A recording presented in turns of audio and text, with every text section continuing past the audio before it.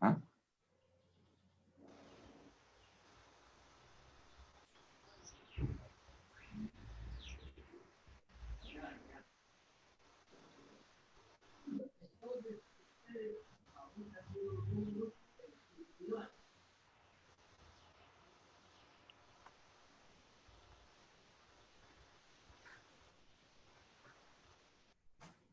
Hello to everybody.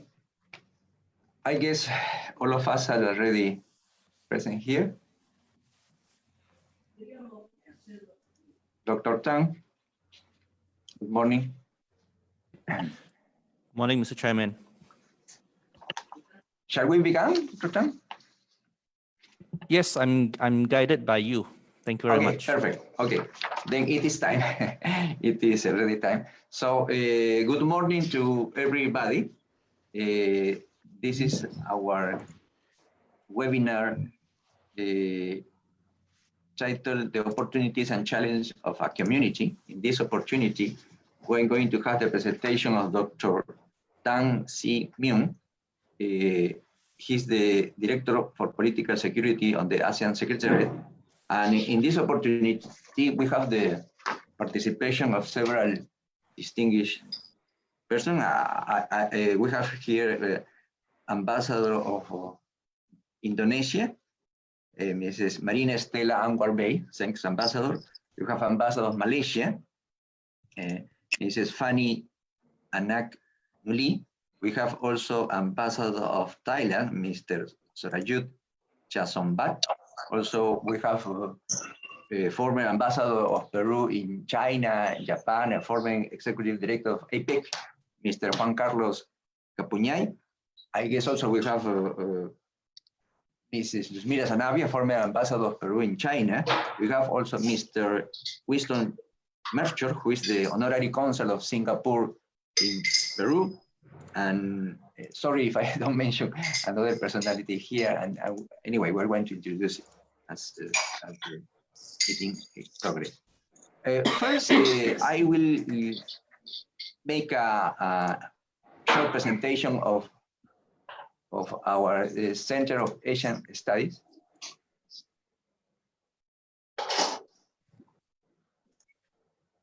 Okay. And then we will have the remarks, the welcome remarks of Ambassador Marina Estela Anwar Bey, and then Ambassador Cecilia Galarreta, I guess, is also here. And then Dr. Tang will give his talk. Okay, briefly, the Center of Asian Studies of San Marcos National University was created the year 2018 with the aim of studying the Asian region. As you know, the Asian region is increasingly important for Peru or for all over the world, of course, but especially for Peru. Just last year, 47% of Peruvian export went to this region, and also in the fields of investment, the presence of the Asian region is increasing more and more. So it is the need, there is a need to study this region.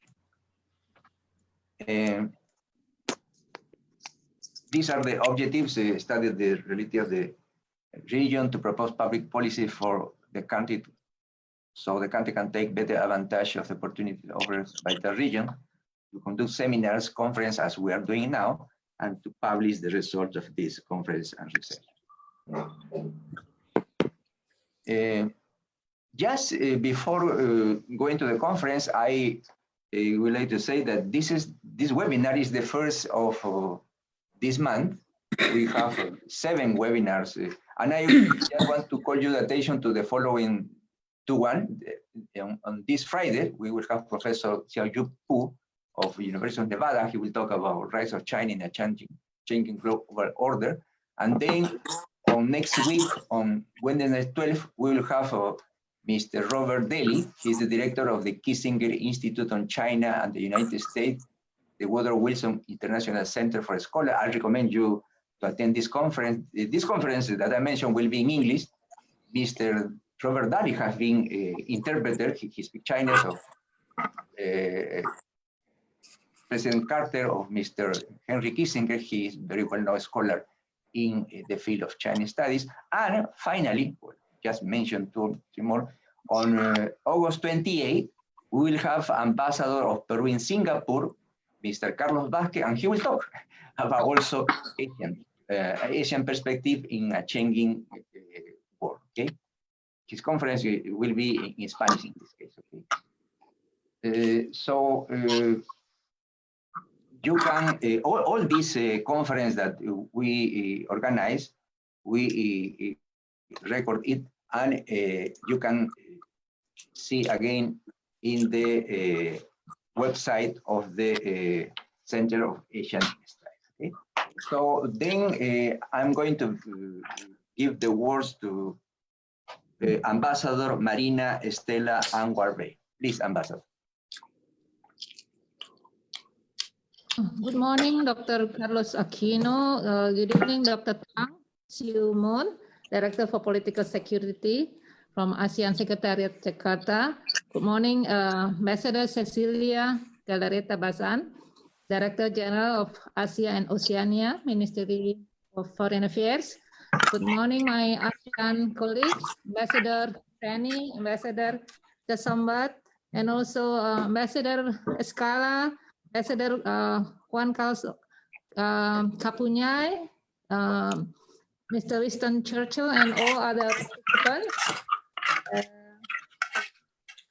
First, I would like to thank Dr. Carlos Aquino for giving us, giving the ASEAN Committee in Lima an opportunity to collaborate with the Center of Asia Studies for organizing this virtual seminar on ASEAN. I'm very pleased to inform you that on 8th of August, ASEAN will celebrate its 50th year commemorating. And this virtual seminar is very relevant to the celebration of ASEAN Day. And the SEL, which members are consists of Indonesia, Malaysia, and Thailand, would be very happy to cooperate with anyone in Peru to introduce about ASEAN. And today we have a speaker from ASEAN Secretariat Jakarta, Dr. Tang Siu Moon, Director for Political Security. And Dr. Tang, I would like to thank you for spending your time to be our guest speaker. And then we believe that your presentation with the topic ASEAN, the opportunity and challenges of a community will provide us, especially our Peruvian colleagues, enlightenment or better understanding on ASEAN and its potential.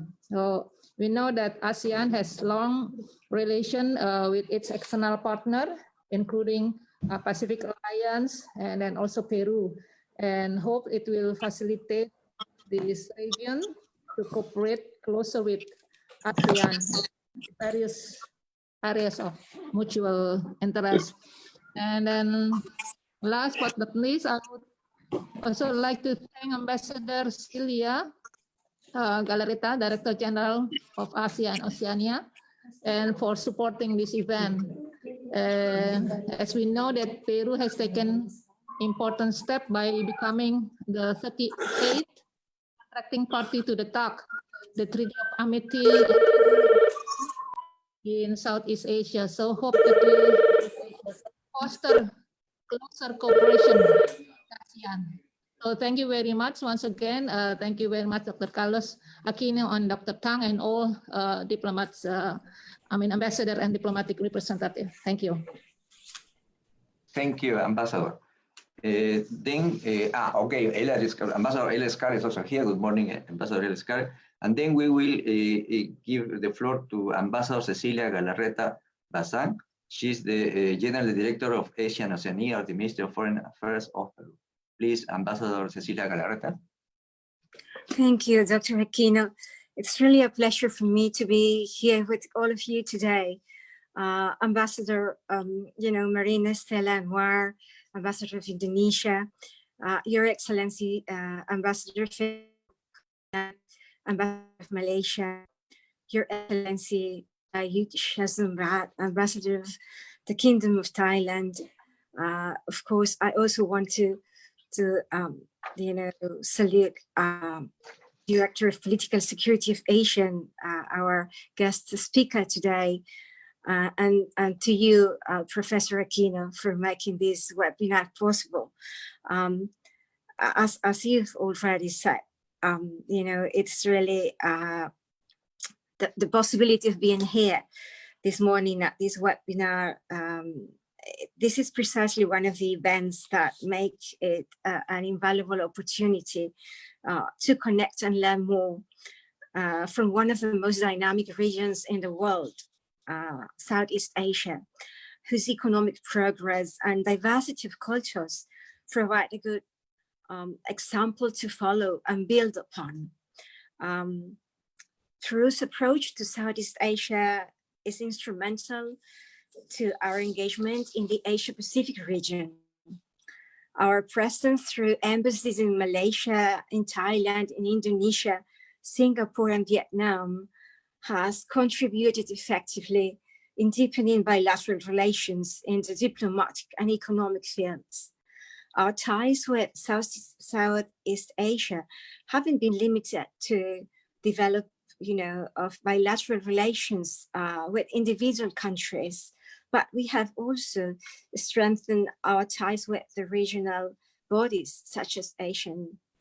As has already been mentioned by Ambassador of Indonesia, Peru was the first Latin American country to commit an ambassador as representative to the organization in 2009.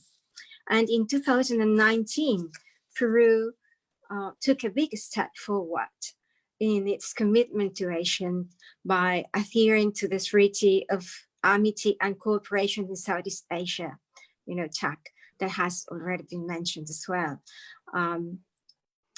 We consider this treaty one of the most effective tools to continue expanding our dialogue and cooperation with Asia. We want to further develop our interaction with the member countries of Asean through regional dialogue. And as an example, we are benefiting from the cooperation between Asean and the Pacific Alliance. Both regional groups agreed to execute a plan of action and associated activities, and they meet regularly in New York on the margins of the United Nations General Assembly. Particularly at these so challenging times, we share the Asian spirit of multilateral cooperation and partnership in responding to the COVID-19 pandemic. We want to work together in highlighting the policy priorities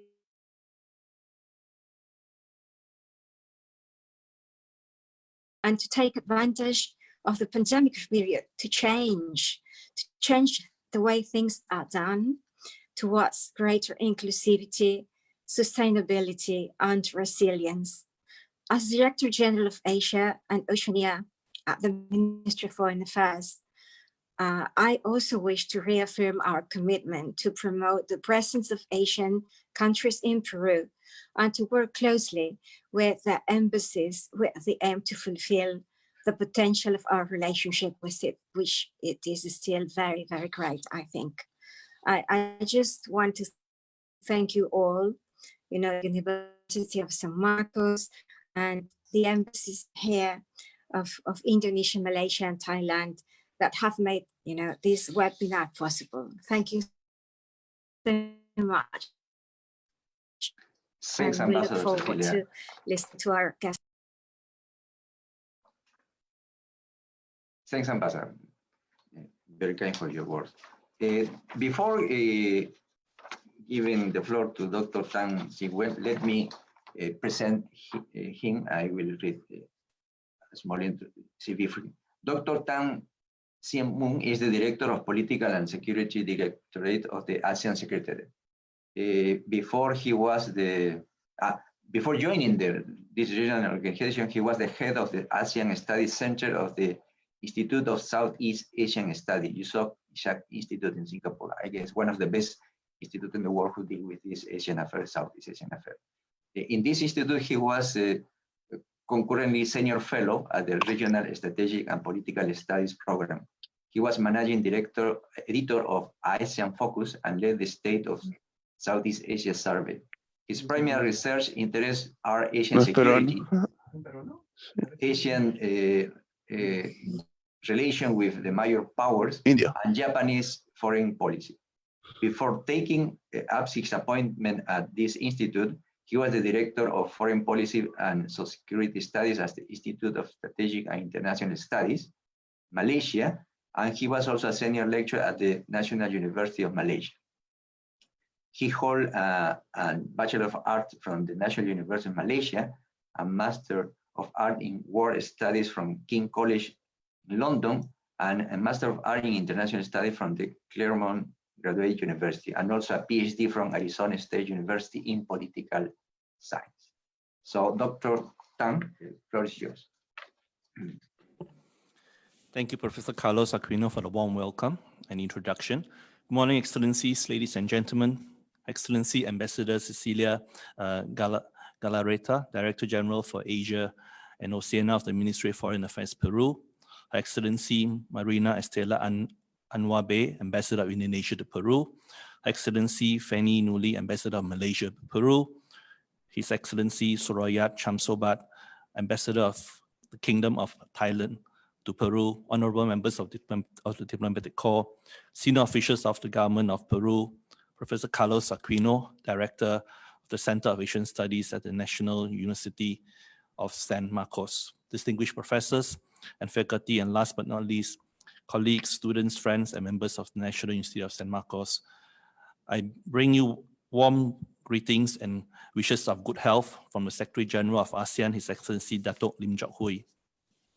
On behalf of the Secretary General, I would like to thank the Asian Studies Center and the ASEAN Committee in Lima, especially Her Excellency Marina Estela, for organizing today's webinar and for helping us to get off to an early start to commemorate ASEAN's 53rd anniversary, which falls on this coming Saturday, 8th August. As we look back at ASEAN's history for the past half a century, I cannot help but notice that ASEAN's 53 years pales in comparison to the long and distinguished history of the National University of San Marcos, which was chartered in 1551. In Asian culture, age is respected and is synonymous with wisdom. In this respect, we have much to learn and to collaborate with the university, which celebrates its 469th anniversary this year, and with the wonderful people of Peru. It is indeed an honor and privilege to be virtually at Peru's most prestigious and Latin America's oldest university to share with you some of my personal thoughts on ASEAN's journey in today's ASEAN Day 2020 webinar. Your Excellencies, ladies and gentlemen, the story of ASEAN began on August 8, 1967, when its 5 founding members, Indonesia, Malaysia, the Philippines, Singapore, and Thailand, agreed to establish the Intergovernmental Regional Organization to foster cooperation through the signing of the Treaty of Bangkok. It was not all smooth sailing during ASEAN's formative years, with the tensions of the Cold War brewing in Vietnam, and all the founding members were also wary of the red tide of communist insurgencies within their own borders, not to mention the members' own bilateral disagreements and territorial conflicts. It bears reminding that ASEAN was born out of strategic and security imperatives of fending off communism, and the ideals of regional economic integration and community building were introduced at later stages. Indeed, the United States viewed ASEAN with suspicion as ASEAN staunchly kept to its non-aligned status and refused to fall in step with the Western camp. You will recall that the non-aligned movement has a long pedigree in Southeast Asia, with Indonesia convening the largest gathering of newly independent African and Asian states in 1955. The famous Bandung Conference is now recognized as a seeding ground for the non-aligned movement, NAM, of which Peru and the ASEAN member states are long-standing members. Within the academic circles, international relation theories foretold the demise of ASEAN. A collection of 5 small states will not survive in the unforgiving and harsh world of realpolitik, especially in a world divided between the Western and Eastern camps of the Cold War. Friends, against all odds, ASEAN survived, and some may even argue that ASEAN indeed prospered. I may not have all the answers to ASEAN's formula of success, but I offer 3 key principles of openness, inclusiveness, and cohesiveness that were instrumental in explaining ASEAN's longevity and relevance. Let me briefly explain these principles in turn. Although ASEAN was established as a regional organization and its membership were limited by the strict boundaries of Southeast Asia, ASEAN has always kept the region open. ASEAN did not turn Southeast Asia into Fortress ASEAN or a closed trading bloc. As evidence of this openness, one only need to look at the Treaty of Amity and Cooperation in Southeast Asia, the TAC, which was signed in 1976 and was subsequently opened for accession by parties outside of Southeast Asia in 1987. We are honored to include Peru as one of the parties of the treaty.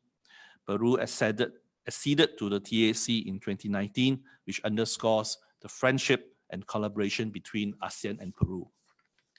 Second, ASEAN strives to be an inclusive partner to all states. While ASEAN works hard to foster closer cooperation among member states, it has also made it a priority to engage and include external parties, regardless of their ideologies and power in the region's collaborative efforts. In this respect, ASEAN has introduced different categories of partnership to engage external parties. These categories, dialogue, development, and sectoral, enables the partner to engage ASEAN and also to build a stake in the region's peace, stability, and prosperity.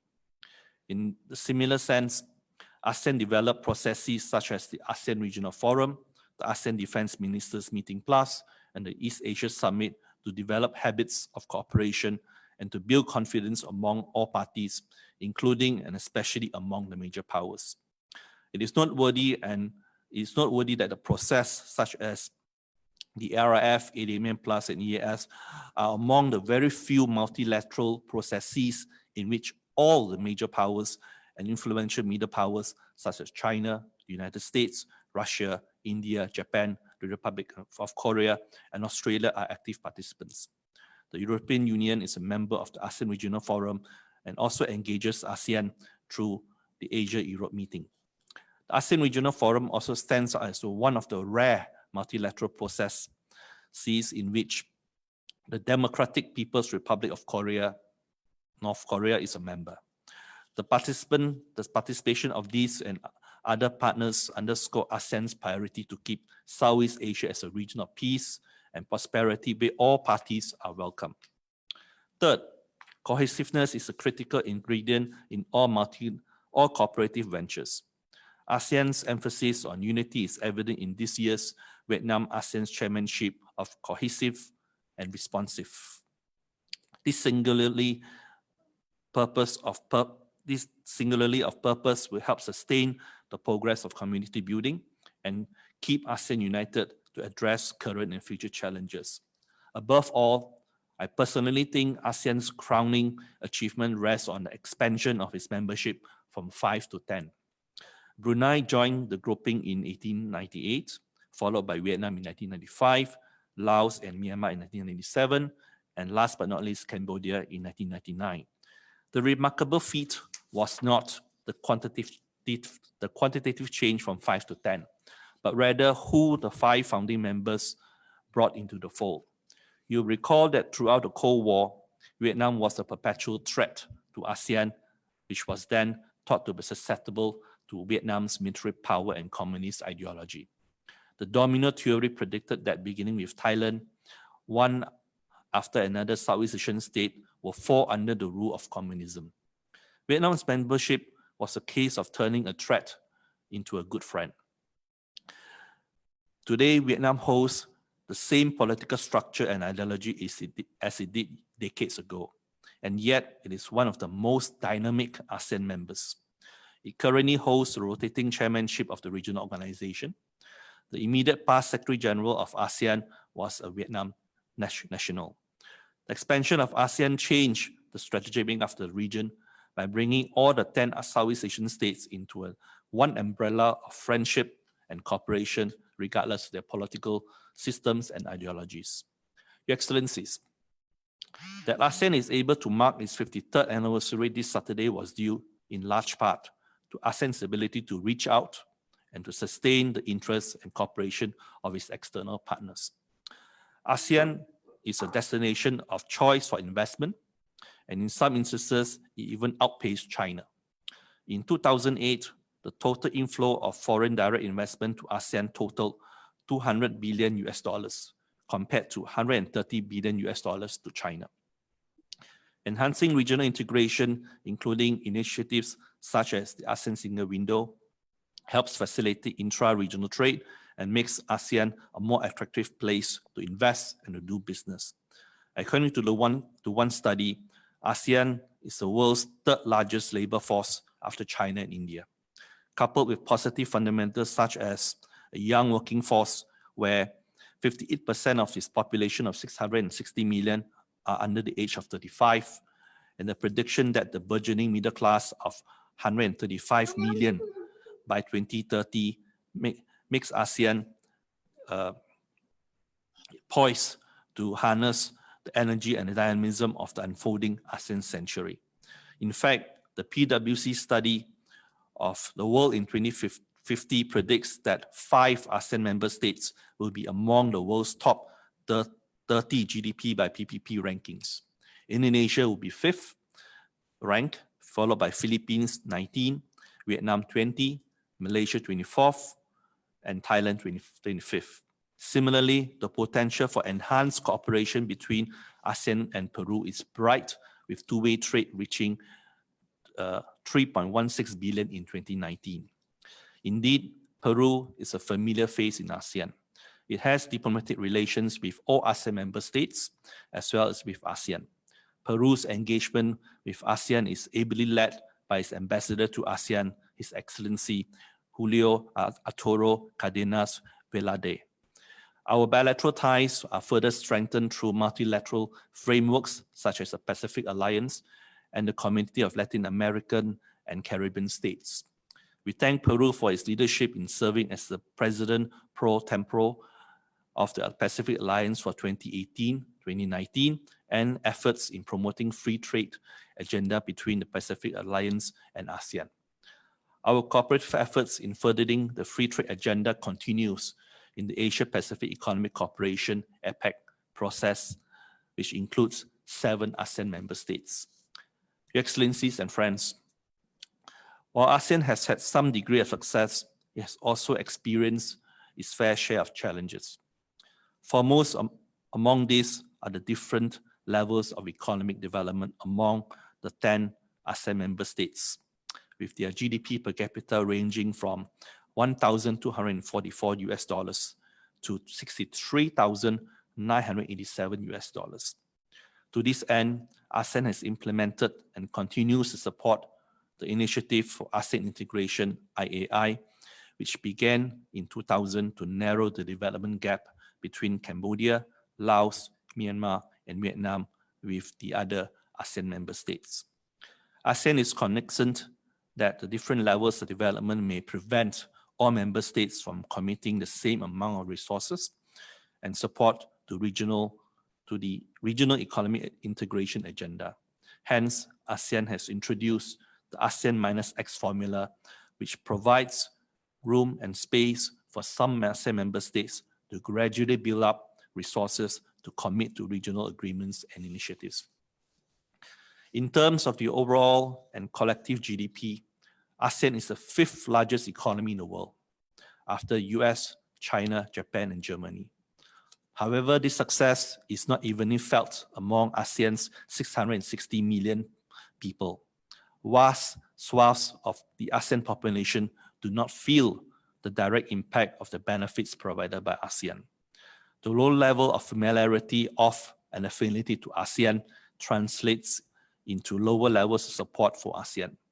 Although ASEAN has been working hard for the people, the toil and sweat is not seen or well understood by its people. To remedy this perception gap, ASEAN has designated 2020 as the year of ASEAN identity. The third challenge concerns ASEAN's management of its external relations, especially those concerning the major powers, in particular China and the United States. The rivalry between the world's largest economic and political powerhouses has been simmering for decades. In recent years, the rivalry is more pronounced and increasingly played out in the open. ASEAN is pressed to take sides as China and the US continue to vie for influence in Southeast Asia. ASEAN has and will continue to maintain a position of openness and inclusiveness and will not take sides in the rivalry between China and the United States. In fact, escalating tensions between the two major powers underlined the value and importance of ASEAN in providing a channel for them as well as other parties to mute their differences and find paths to collaborate in specific areas of cooperation under the auspices of ASEAN. Mr. Chairman, if you could permit me a few additional minutes to share with our friends on ASEAN's response to the COVID-19 pandemic. First, allow me on behalf of the ASEAN Secretary General of ASEAN to reiterate our solidarity with the people of Peru as conveyed through the Honorable Foreign Minister of Peru in April this year. Please accept our condolences as well as our thoughts and prayers to the people of Peru who have lost loved ones to COVID-19 and may we all ride through the storm hand in hand. Ladies and gentlemen, like all parts of the world, ASEAN has not been spared from the ravages of COVID-19. As of 3rd August, we mourn the loss of 280,806 of our loved ones. ASEAN fatalities comprise of 1.57% of the overall global deaths attributed to COVID-19. Although this figure is relatively low, one death is one too many. Every life is precious and every loss is devastating.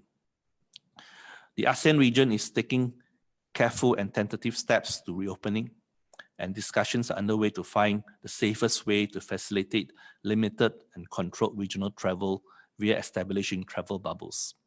At the 36th ASEAN Summit in June, the ASEAN leaders established the COVID-19 ASEAN Response Fund to provide a readily available pool of financial resources to fight the pandemic. Work is progressing to establish a regional reserve of medical supplies, and discussion is underway to draft a ASEAN COVID-19 recovery framework. We are all heartened that our good friends near and far have provided assistance, technical supplies to ASEAN member states in these trying times. Ladies and gentlemen, no doubt COVID-19 is a setback for the ASEAN community building agenda, but we are confident that this setback will not set us back forever. The strong bonds of friendship between ASEAN and Peru and the wider international community will see us all through this difficult time. I thank you for joining me in today's webinar, and I'm especially grateful to the Center of ASEAN Studies and the ASEAN Committee in Lima for organizing today's virtual seminar. Mr. Chairman, if you can indulge me a minute to convey warm greetings from me and a mutual friend in New Zealand to Ambassador Fanny Nuli. Lastly, I would be delighted to address your queries as well as to learn from your views. Thank you for inviting me and the ASEAN Secretary to participate in today's webinar. Mr. Chairman, I'm now in your good hands. Thank you.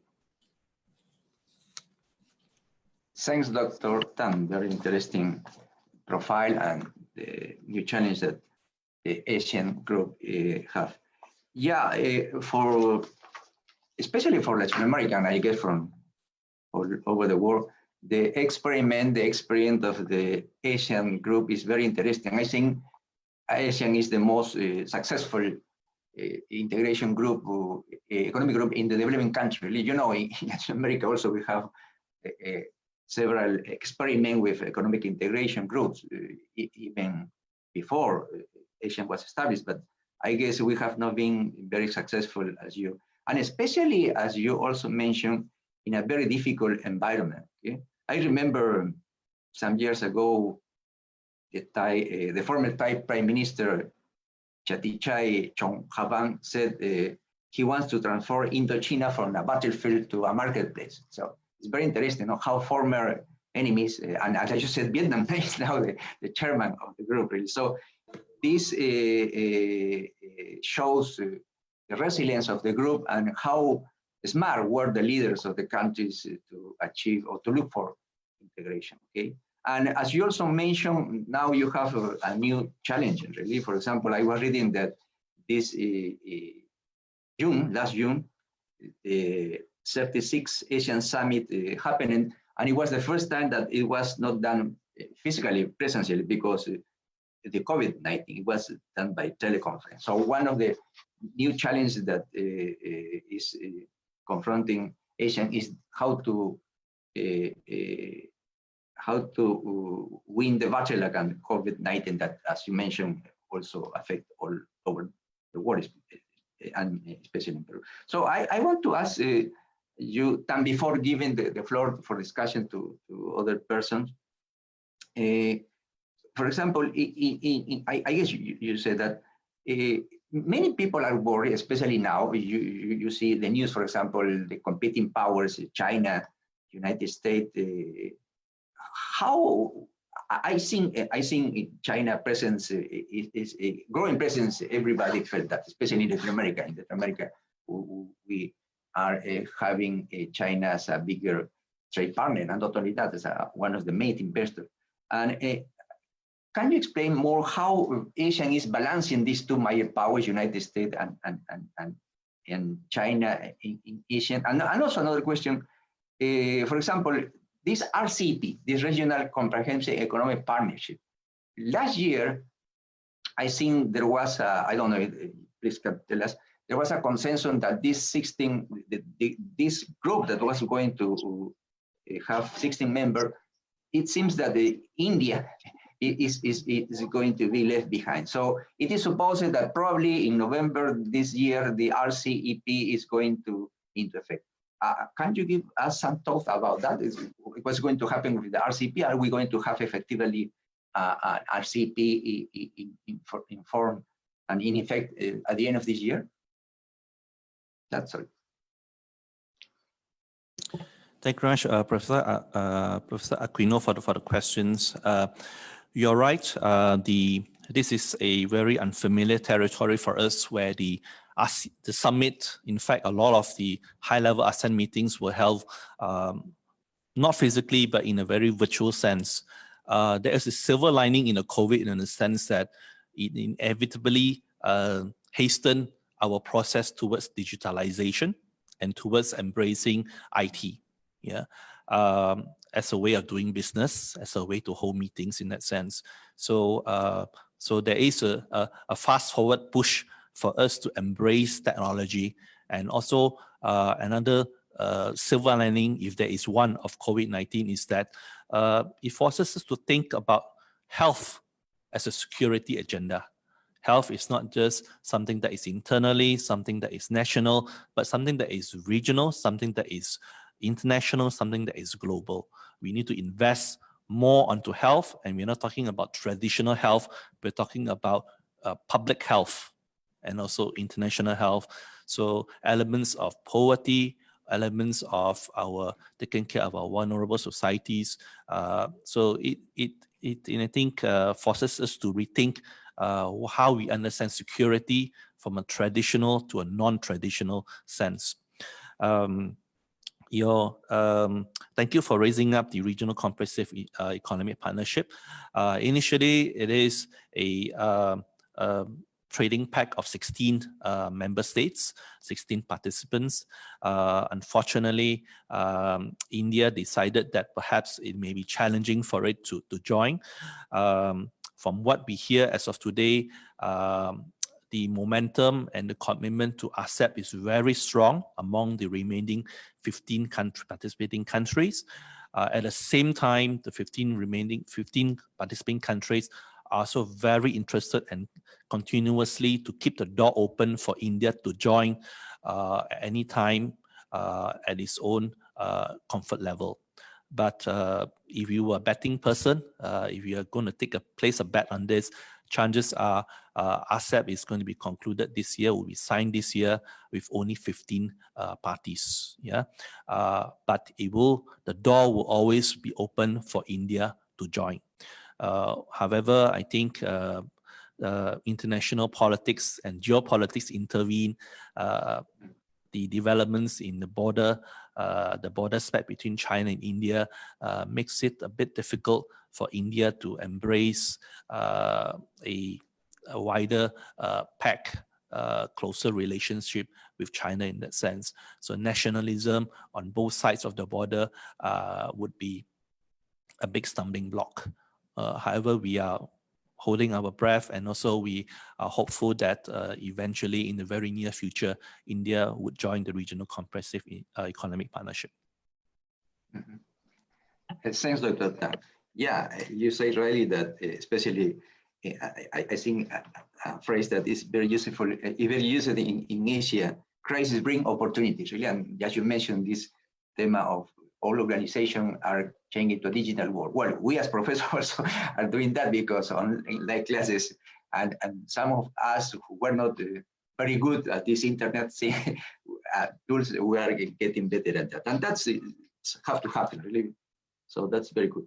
Yeah, and then I open the question to all participants. Before that, I want to welcome Ambassador of Australia, Ms. Diana Nelson. Good morning, Ambassador Diana Nelson. So it's open for you. You can ask a question to Dr. Tang. You just unmute your microphone and you can question directly Dr. Tang. Somebody? Good morning. Good morning. Yes. Good morning. Yes, my name is Patricia Reyes.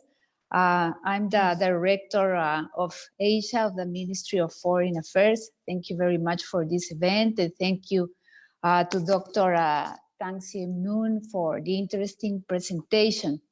I have a question. Dr. Tang mentioned the rivalry and the conflict between the United States and China that has been on and on for decades. In that regard, I wanted to, well, he mentioned also that the position or the point of view of ASEAN is like a position of openness between the two superpowers. So what I wanted to know is him as a high representative of ASEAN, what is his point of view about the current conflict on the South China Sea, considering that it involves some of the Asian countries?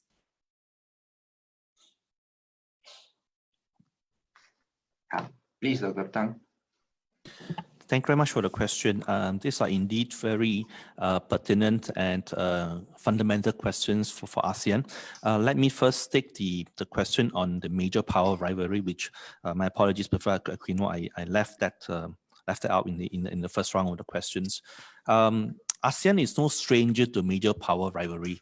In fact, when we started in 1967, the pulls and tugs of the major power confrontation rivalry is already well entrenched. However, in 2020, we see a different kinds of rivalry. It's a different kind of confrontation. In the 60s and 70s, in the Cold War, the boundaries, the lines are clearly drawn. We know where is Camp A, where is Camp B. And right now, the situation that ASEAN, and indeed, I think all of us feels, yeah, I'm sure including Peru, including our friends in EU, choosing between the US and China is not choosing between your children. It's like choosing twins. They are both born almost identical. How do you choose between your own children? Yeah. What do I mean by this? The United States and China are both critical, essential to our stability, in terms of security, in terms of our economic prosperity. They are our major trade partners. So there isn't a choice of choosing one over the other without harming our economy, without harming our societies. It is a choice that we would not want to make, and we would not even know where to begin. It's literally asking ourselves, which arm do you want to chop off, your left or your right? Yeah. So therefore, our default position is always to find ways to make room for them to peacefully coexist. Unfortunately, as major powers do, it's becoming a bit more difficult. So therefore, the professional diplomats in the room, such as yourself, really have to work creatively to find ways. Yeah, academics such as myself in my former hats, I think Professor Aquino as well, we are more freer to write critical articles perhaps, but as diplomats, as policymakers, you deal with the real life situation of literally life and death, and the stakes are even higher. So this is, I think, it's not just a challenge for ASEAN. Indeed, this is a challenge for the 21st century. How can we accommodate the rise of China, which they have legitimate reasons for positions of leadership, but at the same time to be done in such a way that will not undermine or destabilize the system. So how do we make a home for two elephants to coexist and to play nice, and also at the same time leave room for the rest of us to actually prosper? If anyone has an answer to this, I think he or she is well deserving of the Nobel Peace Prize. Yeah. I think regionally ASEAN is possibly poised to play a constructive and positive role, because while US diplomats, the wolf warriors, and others would be rather confrontational in their approaches towards each other, but as they come to ASEAN meetings, in the ASEAN Regional Forum, in the ADMM Plus, in other cooperative processes, we do find ways to meet, to talk, and their relationships are very civil, very cooperative in that sense. So we do see different sides of America, different sides of China in a very different kind of settings in that sense. So we may be perhaps a rare oasis in this kind of a brewing storm among the major powers. We hope that ASEAN will continue to play this role and have the trust of the major powers as well as the other external partners for us to play this constructive role. As far as the South China Sea is concerned, ASEAN as a regional organization does not take sides, does not hold any positions with reference to the claims. The role of ASEAN in engaging China in the COC negotiations and the DOC negotiations is to create a situation, a conducive situation for the claimants to build trust, so that they could undertake bilateral negotiations to resolve their own conflicts. Therefore, this is the intention of the DOC, and hopefully eventually the COC as well. Yeah. However, the road to the COC is rather long. We have begun the first step towards it. But at the same time, as you well know, there are quite a lot of developments on the ground by all the claimant states, and sometimes these present new sets of challenges. Yeah. Again, the role of ASEAN is very clear. Again, to provide a platform for all the parties to de-escalate, to gain trust, and also to work together so that things do not get out of hand. So we are signing up for a tripwire in a positive sense to make sure that the region's relations is kept on an even keel. Thank you, Excellencies. Thank you very much. Thanks, Dr. Tam. Another person who wants to make a question or comment on Dr. Tam's presentation?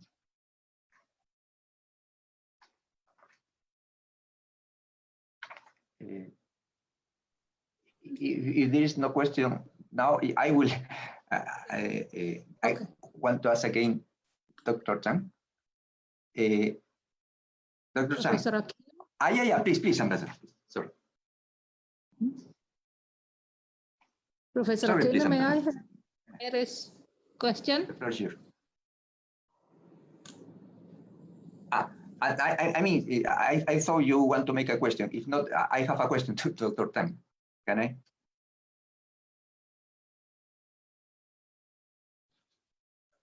Okay, Dr. Tang. Yeah. Tuh. Gimana sih maksud? Dia juga mau nanya lagi, Bu. Oh, dia mau nanya. Ya, kan.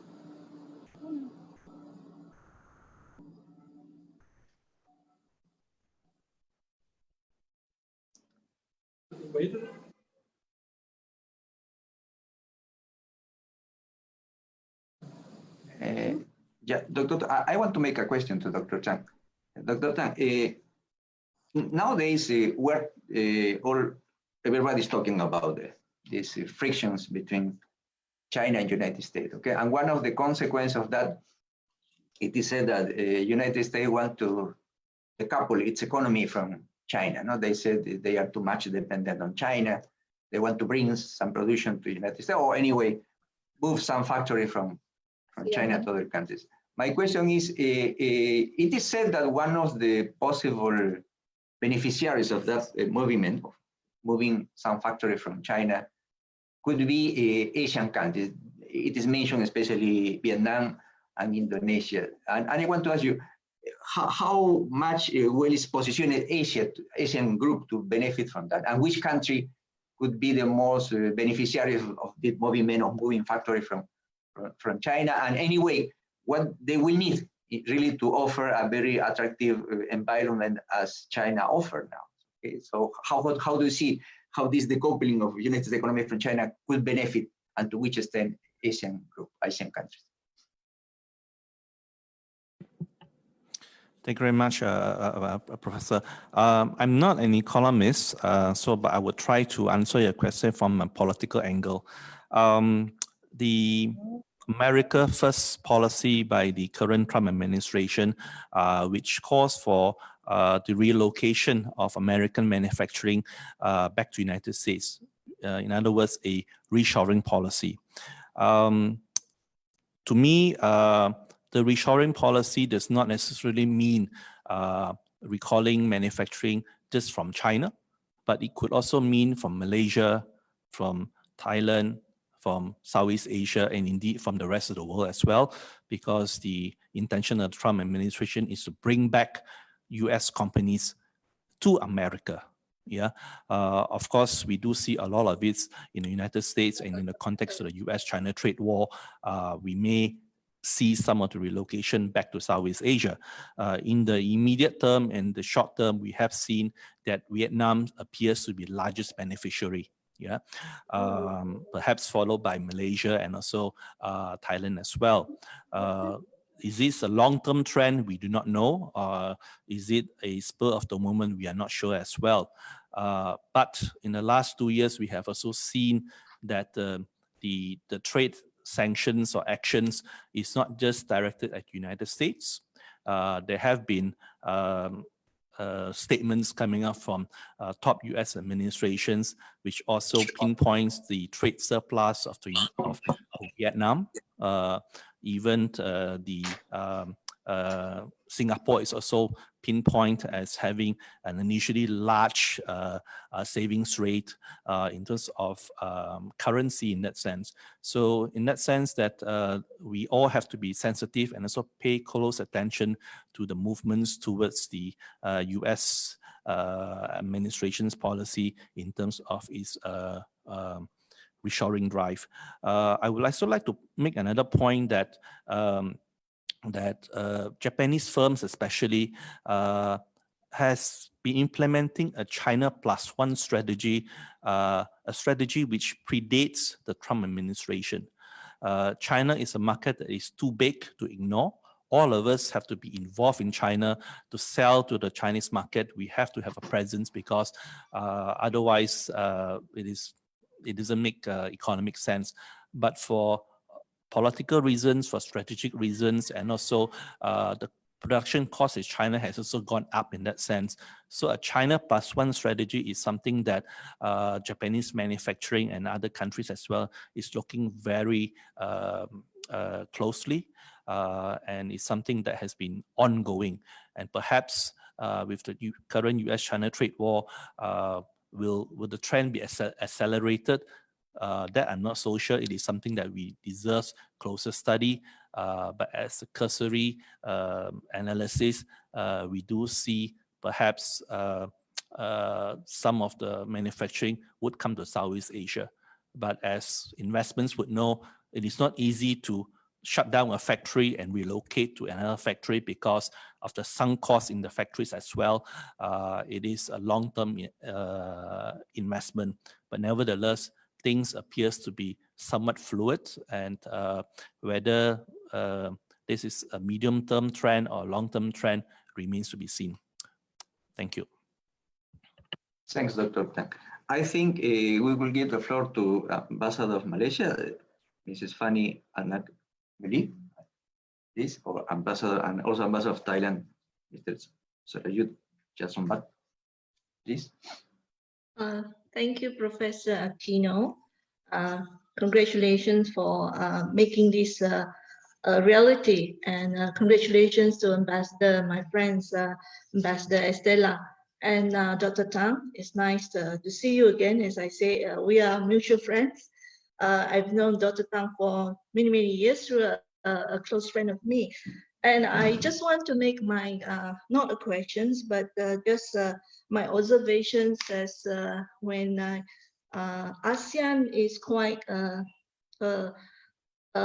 playground territory for me. I've been with ASEAN, dealing with ASEAN issues and for the past 20 years, I've seen, more than 20 years, I've seen ASEAN have evolved from a group that, developed from the elite group to more to people-to-people organizations. And perhaps we are not as perfect as other regional or international organizations, but I believe and strongly believe that ASEAN is going towards that.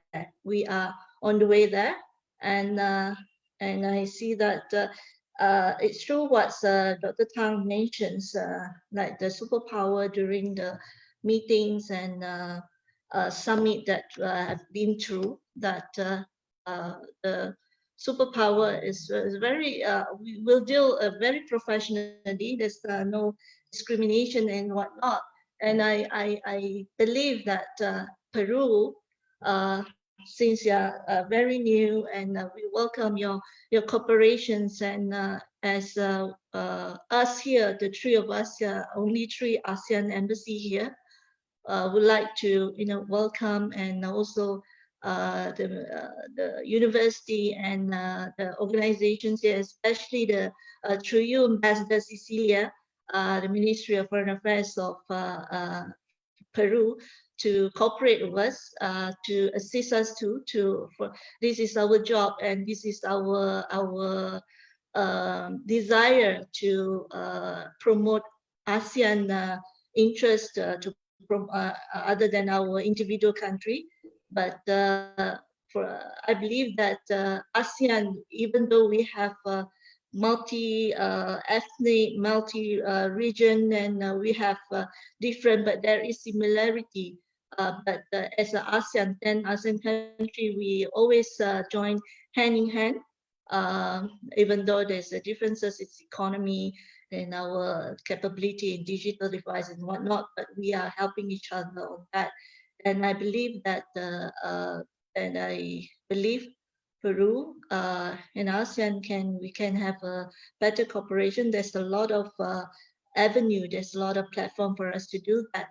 And thank you very much, Dr. Tang. That is very insightful presentations. And I formally request a text of your copy. Can you just email me?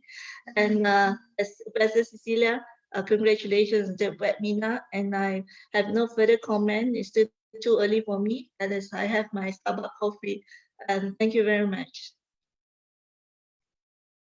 Thank you, Ambassador. So you, Chang-san, please. Yes, well, thank you very much. I think that this is a very good opportunity that we have the webinar about ASEAN, because it seems that everyone else is always thinking of the distance, that they think that with the distance, then we cannot have a very intimate relationship. But I think with the advent of the COVID-19, that people have to go to the digital platform.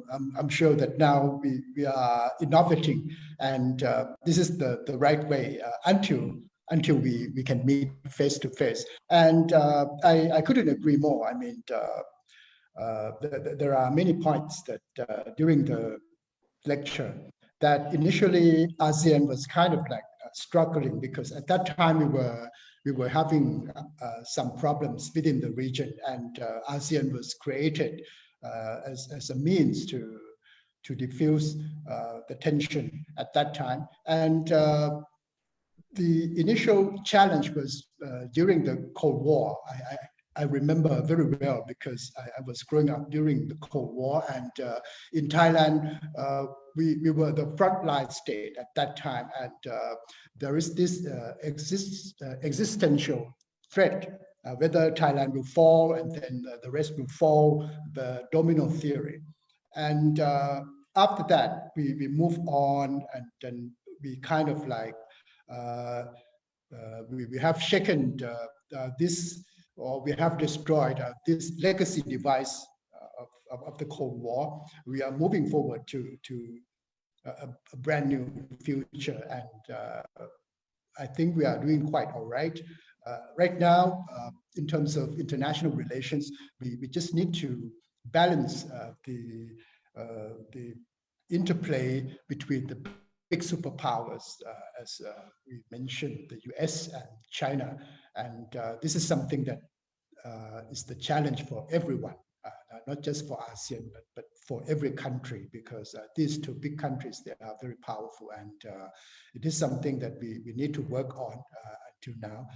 So for me, it's just an impromptu response. I don't have any prepared talking points, just to say thank you, and to give our support. And we do hope that there will be more webinars on ASEAN. And of course, the three of us, Indonesia, Malaysia, and Thailand, we will try to do our best to make ASEAN very visible on the radar screen in Latin America, in Peru, because there are many similarities, and I think we can learn from each other a lot. And I'm sure that within next year, suppose that if things are back to normal, we can do a lot of activities together. So thank you very much. Can I add one more request? Okay. Just want to request through you, Dr. Tang, to ASEAN Secretary to assist us to. I mean, there's a few. If you have any leaflet or any information on ASEAN as a whole, I would like to request through you to provide it to us in Lima. If the other two of my colleagues agree, we always have a lack of reference on ASEAN. So if we can write officially, and I will take over the chairmanship of the ASEAN Committee in Lima next September. I will write officially to request for some inputs and some reference on ASEAN. So, but this one is this is actually my initial request to the ASEAN Secretariat. Thank you very much. Thanks, Ambassador. I guess before giving the floor to Ambassador Cecilia Galarreta, let me tell something. Yeah, it is very interesting this month, especially August. On August 8th, it is the 53th anniversary of the creation of ASEAN Group, but also in this month we have on August 9th the celebration of Singapore Day. On August 17th we have the celebration of Indonesia, and also on August 31st we have the celebration of Malaysia. So it's a very interesting month, and we hope we can do more activities, really, because this month I guess there will be no National Reception Day physically, so perhaps we can use this way to do some celebration. Please, Ambassador Cecilia Guerrero, did you want to add something, comment something, please? Thank you so much, Dr. Aquino. I would like to ask, Dr. Matt, and thank you again for your excellent presentation. You've mentioned something that is really important, and it's the way that we've had to change our view of health, as you said, because of this pandemic, and because of the so negative effects that is, pressing on all of us. And I wanted to ask you for your view, your recommendation, and what I know that Asia has been already, having talks and seminars and meetings on how we could cope with this, how we could, tackle the negative effects, the negative impact of COVID-19 in the world. And I want to ask you if you could share with us your recommendation on what do you think you could work together with Peru and the Asian countries in order to, mitigate the effects, or some of the effects anyway, maybe on the economic aspect. Because as you know, my country is really, we will have to face difficult times ahead related to the economic impact and the health, aspect as well. So I would really appreciate your view on this. Thank you very much. Thanks, Ambassador. Dr. Tang. Thank you very much, Your Excellencies. Before I answer the questions, may I seek permission from His Excellency, the Thai Ambassador, to share a long-running joke concerning the Cold War and Thailand, with your permission, Your Excellency. One of the reasons the domino theory did not pan out, or we were not threatened, was because we were saved by Thailand. Yeah, the running joke was that if they were invading tanks, which has to go through Bangkok, these tanks will be stuck in Thai traffic and they will not move anywhere. Therefore, the rest of us in Malaysia, in Singapore, in Indonesia, and the rest of the other region, we are safe to the frontline state. So we owe our thanks to our friends in Thailand for the traffic jam, which had a very positive effect on our security. So this was one of our long-running jokes as to why the domino theory did not work out. Yeah, but now with the SkyTrain BTS, the traffic jam has become less. I'm not sure if that will work. But fortunately, we are in a zone of peace. We don't feel any external threat. Now maybe perhaps it's the climate emergency and climate change that is a much bigger threat to us. But seriously speaking, thank you very much, Excellency. Ambassador Fanny, for sure, I would pass on the request and also follow up personally to share resources and information on ASEAN to you and also to Professor Carlos as well. And I also perhaps make a plea to my former colleague at ICS to share information as well. Yeah. With reference to the, I don't think I will be that presumptuous to offer any advice. Perhaps I may be able to share some observation as to what ASEAN has done in the last few months in direct response to the COVID-19 pandemic. We note that ASEAN intra-regional trade only accounts for 25%, which means 75% of our trade is with our external partners. So in the age of COVID, if these trade links are cut off, are reduced, which means 75% of our GDP, our prosperity, our economy will be affected. So keeping the trade connectivity open, the trade lines open is very important.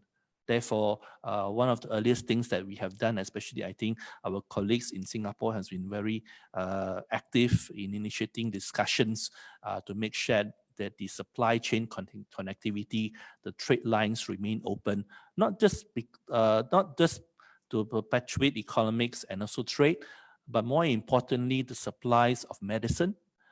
We need PPE, be vaccines, for medicine for normal diseases, normal things that we need, and essential goods as well. These are the essential lifelines of our daily lives in that sense. So keeping the trade lines and communication open is essential. As far as ASEAN is concerned, we live in the age of social media, where unregulated information can cause a lot of disruption. It can be a positive as well. It can inform society, but if used in a very unproductive sense, it can cause a lot of distress. Therefore, ASEAN has worked very hard to share information among all the 10 ASEAN member states. In fact, the various ministries and agencies in charge of information coordinate on almost on a daily, weekly basis to combat fake news and to make sure that the right information is conveyed through the appropriate channels. Yeah, so we are doing what we can, and also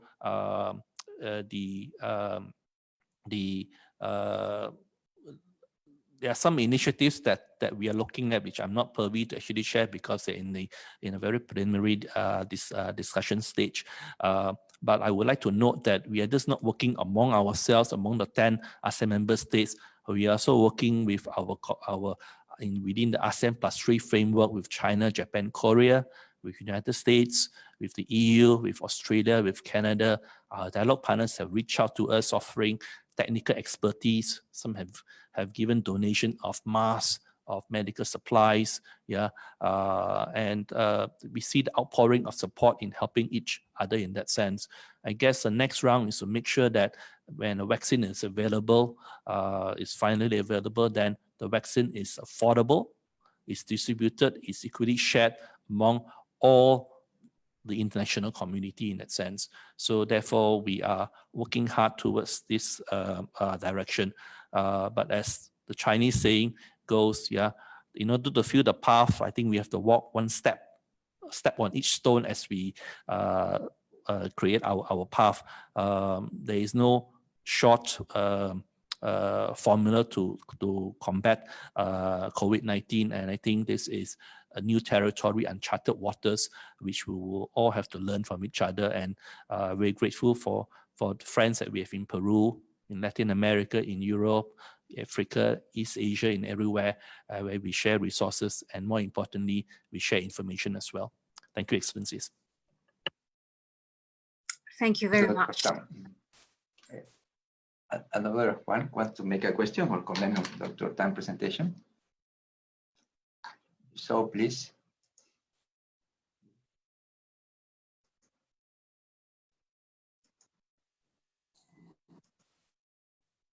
Professor Aquino? Yes, please. I will make a question to Dr. Tang. So, Dr. Tang, I would like to congratulate you for the very comprehensive and excellent presentation. I think it's very interesting to know about the development of ASEAN. And I would like to comment or ask what is the concrete step taken by the ASEAN to link with the Latin American country, especially so they will have a direct impact to this relation, because not many compared to other regions. So I think ASEAN have very close cooperation with European or American or of course Asian countries. So I think this is very since Peru has already signed the TAC, and then also other Latin American be more involved in this region. So I think we have to share what is the concrete step taken by the ASEAN. Thank you very much.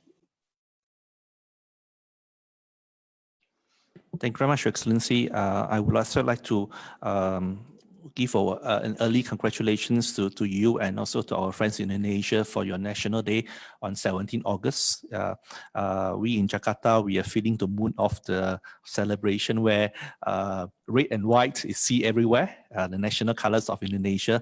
So congratulations. And as rightly mentioned by the good professor, August is a very special year for ASEAN.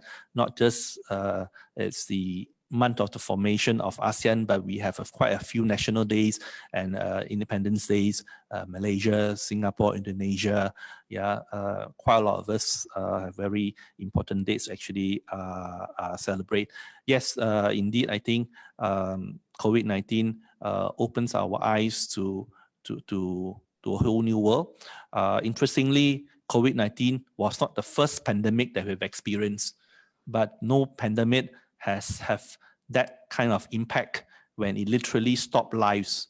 Yeah, we stopped going to school, we stopped going to work, where I think we are all of a certain age where if you don't go to work, then your boss will say that you are playing truant, you're not working. But now we have a new term, work from home. Yeah, becomes a new normal. So all of us have to learn new terms and also a new way of doing business, and what this new normal brings to us is also very challenging to us as well. And I think especially so in the world of diplomacy, because in ASEAN diplomacy, where the face-to-face interaction, the personal connection, personal communication is very important. Yeah, and sometimes in the webinar or virtually, you lose that personal touch in that sense. Yeah, so we do hope that we would get over COVID-19, where we are more, all of us will be more effective in the face-to-face, in the personal relationship that we can rebuild to engender trust. And also importantly, human beings are social animals. We live in a society, and this is where we, I think, indeed function most effective, and we are our best when we work together in that sense. And working through mediums, as important as it is, I hope is an intermediate term. Lastly, if I may perhaps pay homage to His Excellency and also to our colleagues in Thailand as well. I think among the academic circles and the policy circles as well, I think Thailand has always championed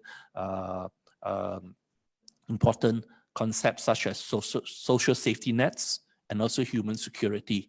And these are the terms that, and also important policy prescriptions that we have to give serious attention to as we rebuild our lives and also draft new policies in the post-COVID-19 world. Thank you, Excellencies. Thanks, Doctor. Thanks, Dr. Tang. We are doing this conference through Zoom, but also we are transmitting through the Facebook of the Facebook page of the university. And Ambassador, there is a question made through Facebook. The question is this for you: I would like to ask about how the aftermath of the pandemics is being faced by Asian nations. Particularly, I am interested in knowing if democracy has been strengthened, and if so, how that is taking place. Thank you for the question. I think democracy is alive and well, regardless whether there's COVID or not. In fact, I think Singapore is a good shining example, where Singapore successfully conducted its general election right in the middle of a pandemic. Yeah, the new cabinet was just announced, really diligently, very smoothly, and perhaps there is some lessons learned. And also some things that the Singapore government authorities can share with the rest of us if we were to conduct a general election closer to home. I'm a Malaysian. One state in Malaysia, Sabah, would have its national state level elections as well. So it will be a new system, new protocols they have to learn in order to conduct elections in a pandemic setting. But nevertheless, I don't think that the COVID-19 has any discernible impact on the state of democracy as we see it. In fact, if anything, I think COVID-19 perhaps would compel us to have more faith and confidence in governments, because if there is a time we need effective government to be in control, to take the lead and to instruct us to wear masks, for example, social distancing, what we may see as draconian situations and policies, but in the larger good, in the greater good of society, that's very effective in that sense. So we need to have trust in governments, and this is where government has to be responsive and accountable, and to put the people first, and this is the core of ASEAN, where to us, ASEAN, the people is always front and center, so we are working for the people. So therefore, whatever the political systems, in ASEAN, we have a diverse range of political systems, from full monarchy to socialist system to democracies. But nevertheless, regardless of the political ideology systems, we all work in harmony, we united.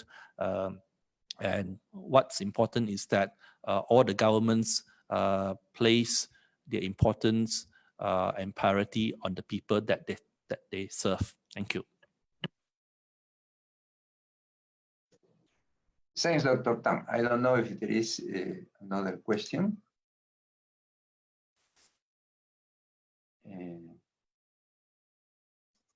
Okay, time is running out. If there is no another question, I would like to ask, sorry, Professor, Doctor, I want to ask a question, a short one, because time is running out.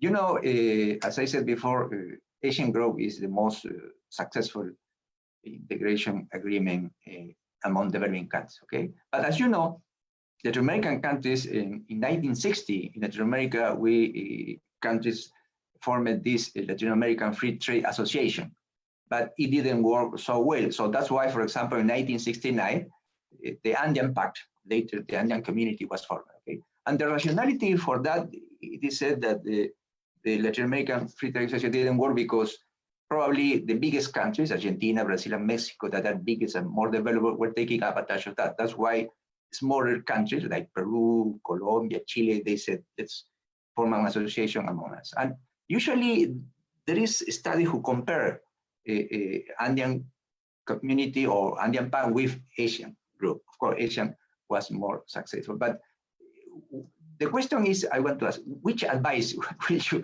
give, for example, to Andean Group? Because Andean Group, for example, there have been some disagreement. Some countries have left the group, and especially my interest in the economic field, the integration is very low. The international trade among Andean countries is less than 10%. But the international trade, for example, in Asian is at least double that. Okay, so beside the Asian way of working through consensus and of course not interfering in the internal affairs of countries, which advice could you give to Andean countries or Latin American countries? Because really the international trade is very low. Which could you tell us about that? Thank you, Professor. Again, I would like to underscore the point that perhaps beauty lies in the eyes of the beholder. In that sense, you may see us as successful, but others will see us as less so. But perhaps a point I want to make is that our formula, our experience may work for us, but may not work for others. Similarly, the EU model may be successful in Europe, but may be less successful or less adaptable to us in that sense. So every society, every grouping have their own dynamics, have their own history. For us, I think as His Excellency, the Thai ambassador has shared with us that perhaps when ASEAN was founded in 1967, there is a kind of alignment of the stars, And if you look at from 1967 to 1976, there was no ASEAN Secretariat, which means in that perhaps 9 to 10 years, we are still feeling the stone, feeling the water as to what we want to do in that sense, right? ASEAN that we see today, that we know, was not envisioned in the 60s and 70s. Yeah, it evolved. We have our share of mistakes, trial and error. And I think, in fact, one term that we want to use and we like to use, and it's also a wake-up call, a reminder for us, is that ASEAN is a work in progress. The community that we're building will never be finished. Because if it's finished, that means it's end of the game. But if we're always a work in progress, that means we always aspire to something better. There's always an extension that we can build. What can we do better? Yeah. So it is always a moving goalpost in response to changing needs of society. One example I have to share with Excellencies is that this year, the community pillars, the blueprints of the political, security, economic, social, cultural, we all undertaking the midterm review. Yeah, this is our blueprint of what we want to do in 10 years' time and where we are taking stock. Yeah, and right now, right in the middle of the blueprint, the review, we have COVID-19. And COVID-19 perhaps has some influence of us to think, what will the world be in the next 5 years, 10 years? What if the next pandemic hits us again? Are we prepared? So for us, thinking through this COVID-19 is not just to address the immediate needs of recovering from the pandemic period. It doesn't stop there. But one challenge is to make us to be more resilient, yeah, to prevent an outbreak of the next pandemic. And if we fail to prevent the outbreak, how do we regain our footing? How do we become more resilient to mitigate, to control the damages that the next pandemic, whatever it's called, when it hits us, we are much better prepared for it. I think this is one consideration that is factored quite highly in our mindset as we think through the midterm review and as we work towards the post-2025 vision. Yeah, we are currently thinking through what we want to do in 2025 in that sense. So in the process of planning ASEAN's future, all things will fit in the minds of the policymakers. Yeah, I'm sure we will be happy to share our experiences, our failures, our success, what works for us, what does not work for us. But I guess it is the way to envision ASEAN is that we are a buffet table. Yeah, if you come to a buffet, please take what you like. Your favorite food, things that you do not like, do not touch it. Things that you like, please have a second helping in that sense. But for us, the spread of the buffet works for ASEAN, but may not be palatable to other tastes in other societies. Yeah, we take a similar approach with regards to other regional organizations, other regional institutions as well. We learn from the best practices, but we also make sure that it's not a lock, stock, barrel adaptation, yeah, that may not be suitable to our culture or also to where we are in a certain point of time in that sense. So in that sense that ASEAN is an enigma in many sense that we cannot box in one formula. That is not something that explains it because we are dynamic, we are fluid. But if you were to put a gun on my forehead to ask for press for an answer, I would think it all boils down to leadership. I think we are very fortunate that through some very formative years in the 1990s, we have very visionary leaders. Yeah, Prime Minister Chuan, Prime Minister Lee, Mahathir, President Suharto, President Marcos as well. We have a strong core of leaders who are visionary, not just to think of us as ASEAN 10 or ASEAN 5. We are also thinking about how does ASEAN relate to China, to Japan, to India, to Australia, to the EU, and to the rest of the international community. I think when Indonesia was the chair of ASEAN, I think his theme was to how does ASEAN position itself within the international community. So our vision is not just Southeast Asia, East Asia. Our vision is the global perspective in that sense. So it is a revolving door moving goalposts. Therefore, we ourselves are always constantly learning. Therefore, we welcome, in fact, when you ask me the question, what we can share with you, we also would like the question that we would like to hear from you and to learn from you as well, because near and far, there are things that ASEAN could learn, we can do better to make ourselves better, and more importantly, how we work together to build a better world, not just for Southeast Asians, but for all of us. Thank you. Thanks, Dr. Tang. Well, time is coming. If there is no another question, then I guess it's another question. So anyway, we're going to finish. First, I want to thank all participants, all for excellencies, ambassadors from several countries that have been with us this time. Of course, Dr. Tang, very interesting conference. We hope to have you again, Professor Tang, in another conference, in another tema. I know you are a very well-known scholar, so I think we can have you in several more temas. Then I have to thank especially Ambassador Marina Estela Bay from Indonesia. She's in chair of the Asian Secretariat of Asian Peru. So thanks to coordination with her, it has been possible this webinar, and I think we are going to have more. And then, as I mentioned in the beginning, the Center of Asian Studies have several webinars. We will send you an invitation with the list of the webinars. Just again, repeat that on August 28, Ambassador of Peru in Singapore, Carlos Vasquez, is going to talk about ASEAN also. I will invite you if you want to accompany us. And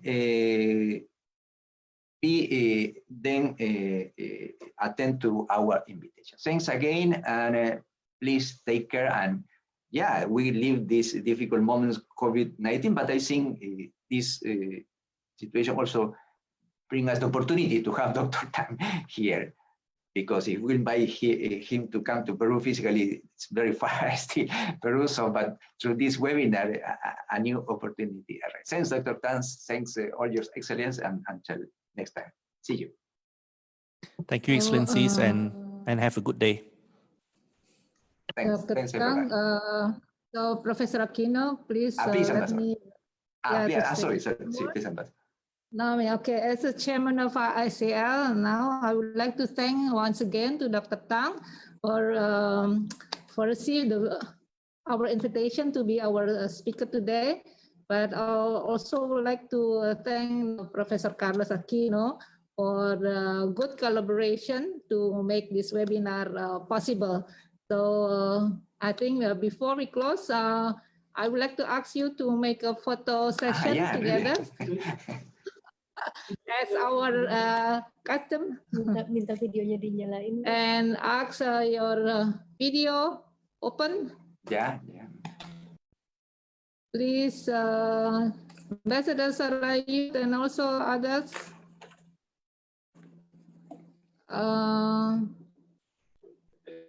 Ada ya sedikit ya. Okay, so.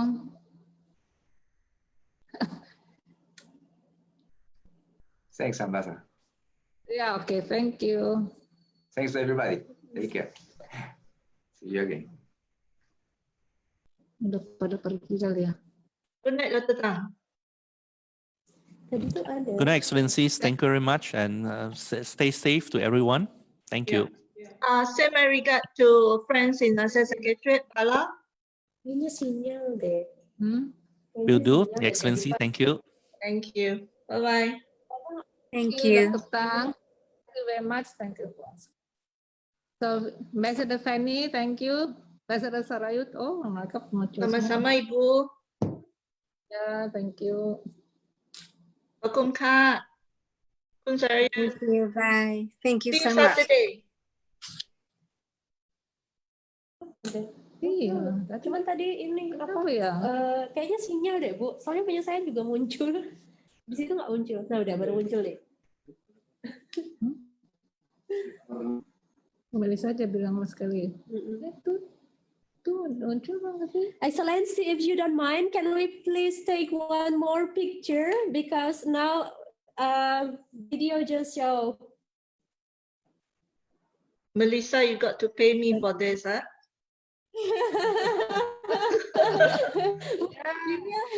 We will My with photo is with not the free, Melissa. We're going to take another picture. Yeah, one more. I'm gonna Okay. count. Okay. I have everyone. Okay. So 1, 2, 3. Can I have everyone hands on the video? Okay. If I have everyone hands. Okay. 1, 2, 3. Once again. Can I do love? 1, 2, 3. Okay. Thank you so much. Perfect. Okay. Bye-bye. Bye-bye. Bye. Matiin kita ya. Mm-mm.